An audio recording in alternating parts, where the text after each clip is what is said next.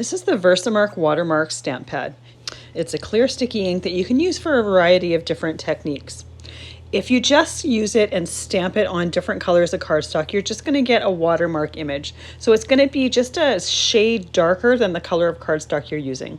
First one I'm doing here is white. It's really hard to see on camera, but it's just a shade darker. You'll see it a little bit better on these colored cardstocks here. So first I'm using a green, and you can see the plaid a little bit better on there.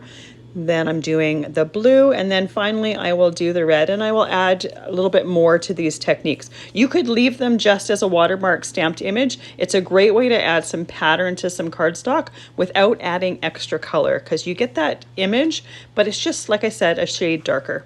Now, because it's a sticky ink, you can use several different techniques for it.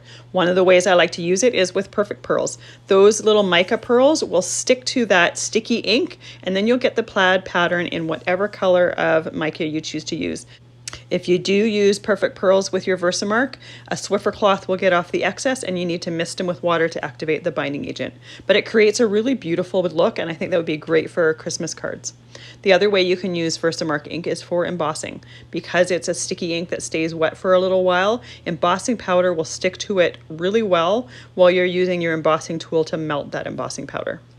Now, just with one ink on cardstock, you have 3 different background options. Obviously, you can also use this for images for the fronts of cards. You can use outline images and emboss them, or even silhouettes.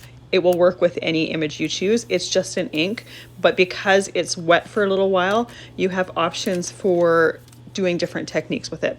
The process for using Versamark ink with stamped images on the front of your card is exactly the same as the background. You're going to stamp your image, you're going to put your embossing powder on there, and then you're going to use your embossing tool to melt it. A Versamark pad is so useful, and in my opinion, it's a must for any paper crafter.